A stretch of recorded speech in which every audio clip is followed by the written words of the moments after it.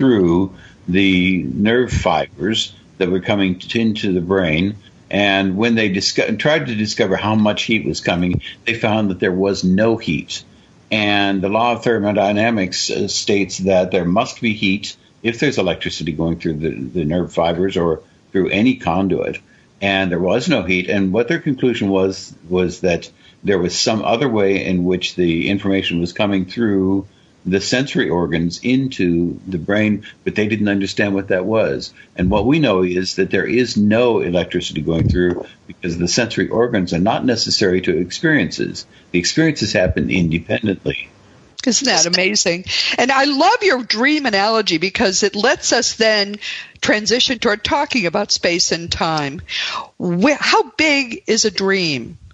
You know, you're dreaming about this vast plain, and you're about to get on this horse and gallop across that plain, and you're going to be galloping for an hour. In your dream, that happens. But where is that happening? Where's the horse? Where's that vast plain, all that space? It's all in your mind. One of the things that there is that doesn't exist in those dreams is space. And another thing that doesn't exist in those dreams is time. I mean, you could have what seems like a long dream, and it may be during just the few minutes after you woke up and you kind of fall asleep for a second, you have that big long dream.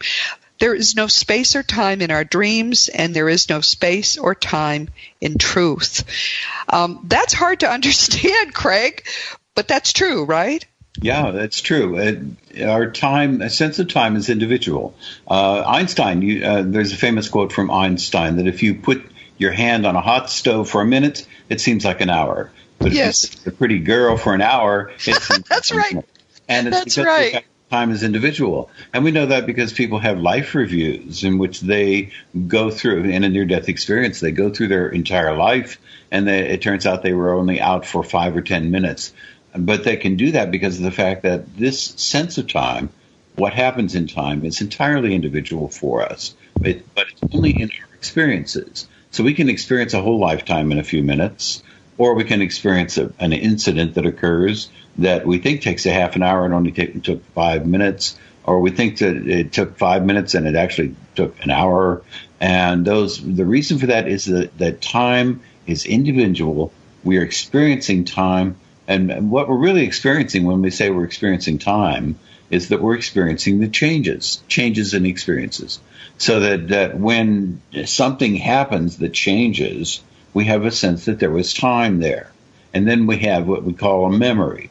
And that memory then is what allows us to think that there is a past. If we didn't have memories of the past, there would be no past. We wouldn't have a sense of the past. We would only have the sense of the now. But because of the fact that we have memories of a past, we believe that there is a past. And because we believe there is a past, then we believe that there must be a future, that the same things will happen all over again. But all of those things are only resulting from the fact that we're having experiences. Yeah, fascinating. And Einstein also said time only exists to keep everything from happening at once, which, he's a very practical guy. But one of the things that is an implication of the fact that there is no objective time is that if anything ever exists, it always exists. If you want this is just my view, and we're going to see what Craig says, but if you want the most certain evidence that your life is eternal, that there possibly could be, to me, it's the fact that you exist now.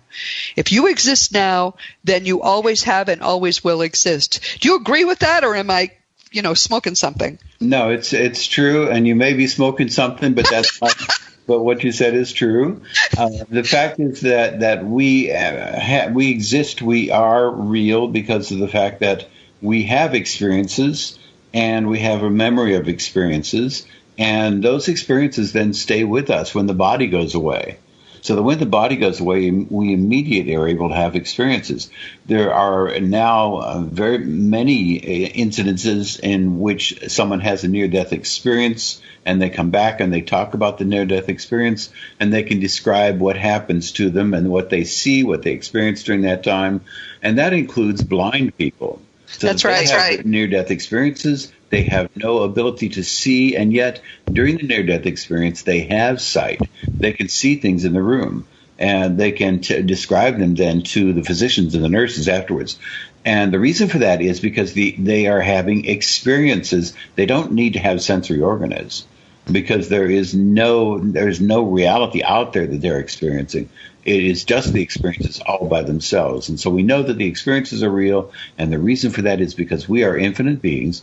We are eternal beings who are having a physical experience.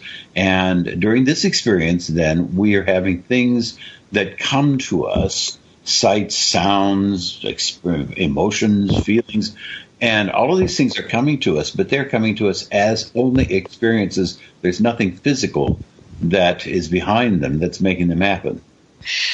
So we're starting to get our minds around the fact that time is just part of the illusion, which is this material universe.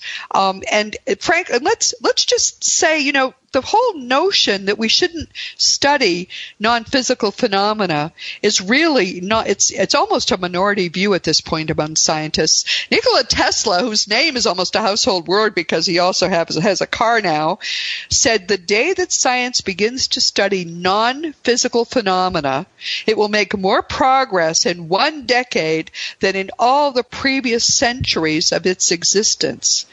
Think about that. When they finally give up this stubborn clinging to the notion that matter is real, which, by the way, a number of scientists, including Albert Einstein, have said that matter is not real. In fact, why don't we hear what he said? He said, concerning matter, we have been all wrong. What we have called matter is energy, whose vibration has been so lowered as to be perceptible to the senses. There is no matter.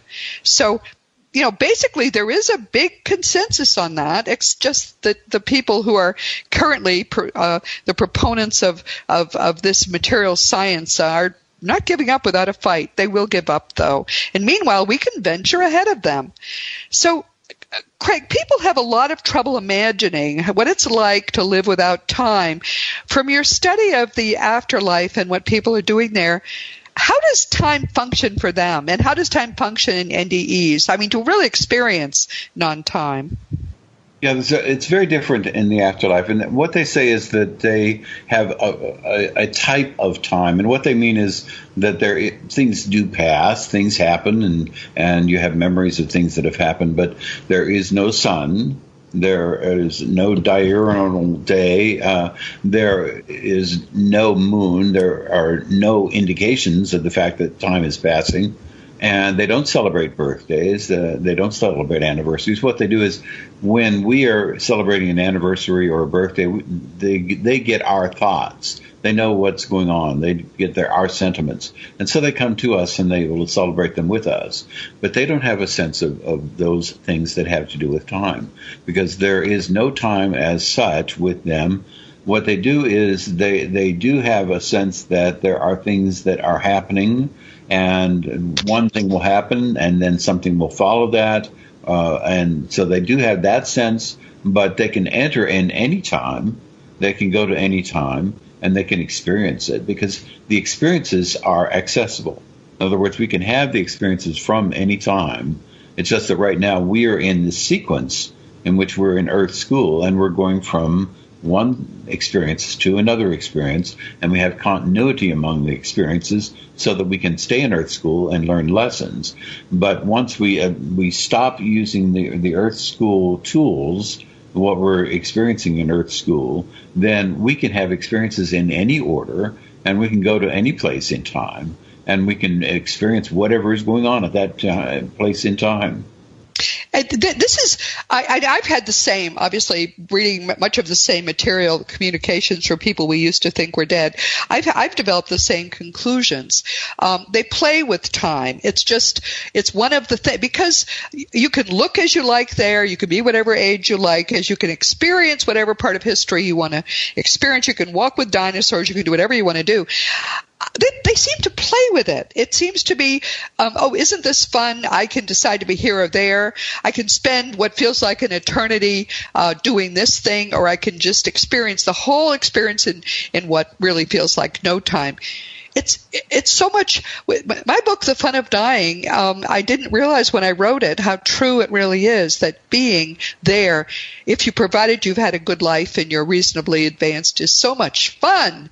And then the older and the higher people come in the hierarchy of energy, which really is what is going on.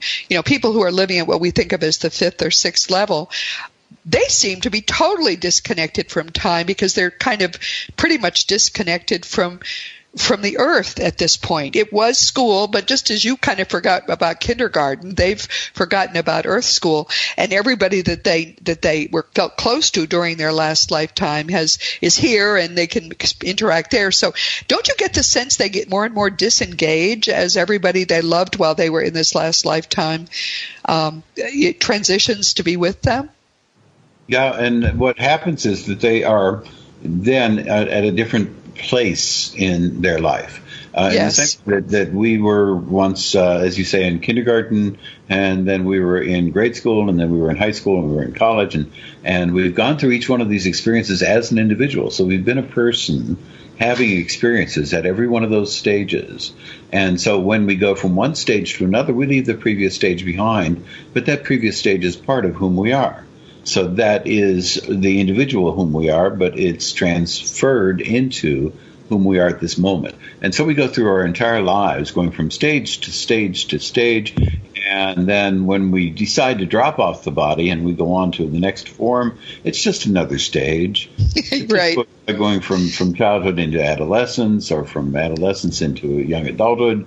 And we can have those experiences of going through the end of this life, of this earth school period, and going into the next round of experiences, but they're just experiences. And so what people do is they confuse the experiences with reality and say that there is a reality out there that's independent of us, but it isn't. It's all experiences that we're having in our minds. But they do interact across the eons. My primary guide, of course, as you know, was Thomas Jefferson in his next to last lifetime, and he's let me sort of see part of what he does for fun there. And one thing they do is gather with some very advanced but still not extremely advanced beings who were famous in other epochs, and they talk about the earth, but from such a remove that it's fast. I've been told I can't name drop and say who I've heard, but some really amazing, very ancient people are still low enough so that they're all interacting over the eons in the afterlife. I can't wait to see all of this happening for real, but it does happen. There is no time there, and they're except what they can play with and with their minds, because the life of the mind really is the only life, even when we're here. We just don't realize that yet. Now, let's talk about what some of the implications are in this interface between this material reality and most of reality. One is, yes, reincarnation is real, but we already know reincarnation is not serial. You can go from a lifetime, this particular lifetime, back to a lifetime in prehistoric times, and have that be what seems to be essentially what's happening is they're all happening at once. Isn't that your conclusion too? And don't you find that astonishing that essentially in the afterlife all of time is happening at once? Yeah, and it isn't that so much that it's happening at once, because that implies a time. But it's accessible. Yes. So then all of these lifetimes, all of these experiences are accessible. And we can't think of going to a physical realm when we say we're going backwards in time to experience when the dinosaurs were here. We don't go to a physical realm to experiences. Those experiences are real. So the experiences exist all by themselves, and they're accessible. So in other words, then when we have a thought, when we have an experience, when anything comes into the mind, into consciousness, then it has a life of its own, and it's accessible. And that's what happens when a psychic learns things about someone. Yes. Those experiences that other person has, whom they're reading, are accessible to the psychic. And it just means that they can go out there and get them and have the memory, what we call a memory. They can have a memory of someone else's experience the same way that that person can have them. And then that is a psychic ability. But it just means that they're just going out there into the greater reality, and they're getting